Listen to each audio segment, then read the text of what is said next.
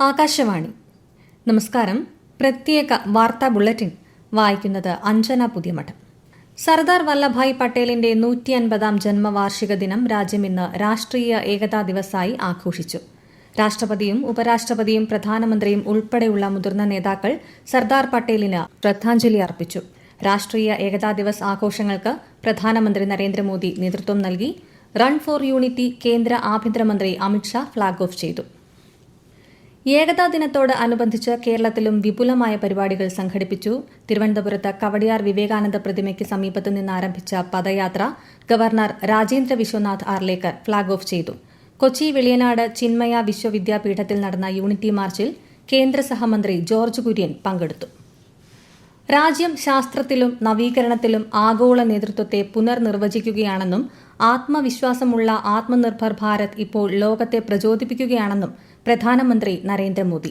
ഈ മേഖലയിൽ കൈവരിച്ച പുരോഗതിയെക്കുറിച്ച് കേന്ദ്രമന്ത്രി ജിതേന്ദ്ര സിംഗ് എഴുതിയ ലേഖനം സമൂഹമാധ്യമത്തിൽ പങ്കുവയ്ക്കുകയായിരുന്നു അദ്ദേഹം. ഡിജിറ്റൽ ഇന്ത്യ മുതൽ ഡീപ് ടെക് വരെയും ചന്ദ്രയാൻ മുതൽ ബയോ എക്കണോമി വരെയും നിരവധി നേട്ടങ്ങൾ ഇന്ത്യ കൈവരിക്കുകയാണെന്നും ശ്രീ മോദി പറഞ്ഞു. ഐക്യ കേരളം രൂപീകരിച്ച് നാളെ 69 വർഷം പൂർത്തിയാകും. വിപുലമായ ആഘോഷ പരിപാടികളാണ് കേരളപ്പിറവിയോട് അനുബന്ധിച്ച് സംസ്ഥാനത്ത് നടക്കുന്നത്. ലോകമെമ്പാടുമുള്ള മലയാളികൾക്ക് ഗവർണർ രാജേന്ദ്ര വിശ്വനാഥ് ആർലേക്കർ കേരളപ്പിറവി ആശംസകൾ നേർന്നു. നിയമസഭയുടെ പ്രത്യേക സമ്മേളനവും നാളെ വിളിച്ചു ചേർത്തിട്ടുണ്ട്. മലയാള ദിന ഭരണഭാഷ വാരാഘോഷത്തിന്റെ സംസ്ഥാനതല ഉദ്ഘാടനം മുഖ്യമന്ത്രി പിണറായി വിജയൻ നാളെ നിർവഹിക്കും. 2025 കേരള പുരസ്കാരങ്ങൾ പ്രഖ്യാപിച്ചു. വിദ്യാഭ്യാസ മേഖലയിലെ സംഭാവനകൾ കണക്കിലെടുത്ത് ഡോക്ടർ എം.ആർ. രാഘവ വാര്യർക്കാണ് കേരള ജ്യോതി പുരസ്കാരം. കാർഷിക മേഖലയിലെ സംഭാവനകൾക്ക് പി.ബി. അനീഷിനും കലാരംഗത്തെ സംഭാവനകൾക്ക് രാജശ്രീ വാര്യർക്കും കേരളപ്രഭ പുരസ്കാരം നൽകും. മാധ്യമപ്രവർത്തനത്തിന് ശശികുമാറിനും വിദ്യാഭ്യാസ രംഗത്ത് TKM trust chairman Shahal Hasan മുസ്ലിയാർക്കും സ്റ്റാർട്ടപ്പ് രംഗത്തെ സംഭാവനകൾക്ക് M.K. വിമൽ ഗോവിന്ദിനും വിവിധ മേഖലകളിലെ പ്രവർത്തനങ്ങൾ പരിഗണിച്ച് ജിലുമോൾ മാരിയറ്റ് തോമസിനും കായികരംഗത്ത് അഭിലാഷ് ടോമിക്കും കേരളശ്രീ പുരസ്കാരം നൽകും.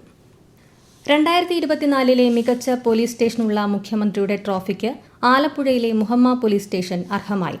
തൃശൂർ റൂറലിലെ കൊടുങ്ങല്ലൂർ പോലീസ് സ്റ്റേഷനാണ് 2ാം സ്ഥാനം.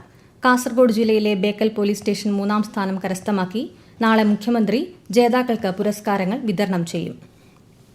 കേരളം രാജ്യത്തെ ആദ്യ അതിദാരിദ്ര്യമുക്ത സംസ്ഥാനമായതിന്റെ പ്രഖ്യാപനം മുഖ്യമന്ത്രി പിണറായി വിജയൻ നാളെ തിരുവനന്തപുരത്ത് നിർവഹിക്കും. സെൻട്രൽ സ്റ്റേഡിയത്തിൽ നടക്കുന്ന ചടങ്ങിൽ ചലച്ചിത്ര താരങ്ങളായ മോഹൻലാൽ, മമ്മൂട്ടി, കമൽഹാസൻ തുടങ്ങിയവർ മുഖ്യാതിഥികളാകും. ഉപരാഷ്ട്രപതി CP രാധാകൃഷ്ണൻ തിങ്കളാഴ്ച കേരളം സന്ദർശിക്കും.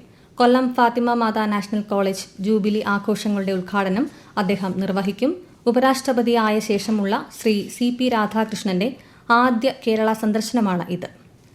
കേന്ദ്ര റെയിൽവേ മന്ത്രാലയം പരശുറാം എക്സ്പ്രസിന് വൈക്കം റോഡ് റെയിൽവേ സ്റ്റേഷനിലും ഹംസഫർ എക്സ്പ്രസിന് കായംകുളം സ്റ്റേഷനിലും അധിക സ്റ്റോപ്പ് അനുവദിച്ചു.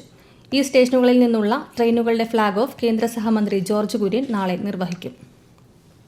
സംസ്ഥാന സർക്കാർ ജീവനക്കാരുടെയും പെൻഷൻകാരുടെയും ക്ഷാമബത്ത 4% ഉയർത്തി ധനവകുപ്പ് ഉത്തരവ് പുറപ്പെടുവിച്ചു. വർദ്ധിപ്പിച്ച DA ഒക്ടോബറിലെ ശമ്പളത്തോടൊപ്പം ലഭ്യമാകും. നവംബർ മാസത്തെ പെൻഷനും ഇത് ബാധകമായിരിക്കും. സംസ്ഥാനത്തെ ക്ഷേമ പെൻഷൻ ഗുണഭോക്താക്കൾക്ക് നവംബറിൽ 3600 രൂപ വീതം പെൻഷൻ ലഭിക്കുമെന്ന് ധനമന്ത്രി KN ബാലഗോപാൽ. നവംബർ 20 മുതൽ പെൻഷൻ വിതരണം ആരംഭിക്കും. വർദ്ധിപ്പിച്ച 2000 രൂപ പെൻഷനൊപ്പം നേരത്തെയുള്ള കുടിശ്ശികയിലെ അവസാന ഗഡുവും നൽകും. മുൻ ക്രിക്കറ്റ് താരവും കോൺഗ്രസ് നേതാവുമായ മുഹമ്മദ് അസ്ഹറുദ്ദീൻ തെലങ്കാന മന്ത്രിയായി സത്യപ്രതിജ്ഞ ചെയ്തു. ഹൈദരാബാദിലെ രാജ്ഭവനിൽ നടന്ന ചടങ്ങിൽ ഗവർണർ ജിഷ്ണുദേവ് വർമ്മ സത്യവാചകം ചൊല്ലിക്കൊടുത്തു. താമരശ്ശേരിയിലെ അറവു മാലിന്യ സംസ്കരണ പ്ലാന്റ് തുറക്കുന്നതുമായി ബന്ധപ്പെട്ട് അനിഷ്ട സംഭവങ്ങൾ ഒഴിവാക്കുന്നതിനും ക്രമസമാധാനം ഉറപ്പുവരുത്തുന്നതിനുമായി പ്ലാന്റിന്റെ പരിസര പ്രദേശങ്ങളിൽ 7 ദിവസത്തേക്ക് ജില്ലാ കളക്ടർ നിരോധനാജ്ഞ പ്രഖ്യാപിച്ചു. പ്ലാന്റിന്റെ 300 മീറ്റർ ചുറ്റളവ്, പ്ലാന്റിനും അമ്പായത്തോടിനും ഇടയിലെ റോഡിന്റെ ഇരുവശത്തുമുള്ള 50 മീറ്റർ പ്രദേശം, അമ്പായത്തോട് ജംഗ്ഷന്റെ 100 മീറ്റർ ചുറ്റളവ് എന്നിവിടങ്ങളിലാണ് നിരോധനാജ്ഞ. ശബരിമല മണ്ഡല മകരവിളക്ക് തീർത്ഥാടനത്തിന്റെ ഭാഗമായി ഭക്തർക്കായുള്ള വെർച്വൽ ക്യൂ ബുക്കിംഗ് നാളെ വൈകുന്നേരം 5 മണി മുതൽ ആരംഭിക്കും.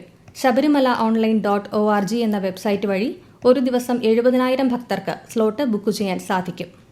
131ാമത് മാരാമൻ കൺവെൻഷൻ 2026 ഫെബ്രുവരി 8 മുതൽ 15 വരെ നടക്കും. പ്രത്യേക വാർത്താ ബുള്ളറ്റിൻ കഴിഞ്ഞു. അടുത്ത വാർത്താ പ്രക്ഷേപണം നാളെ രാവിലെ 6:45.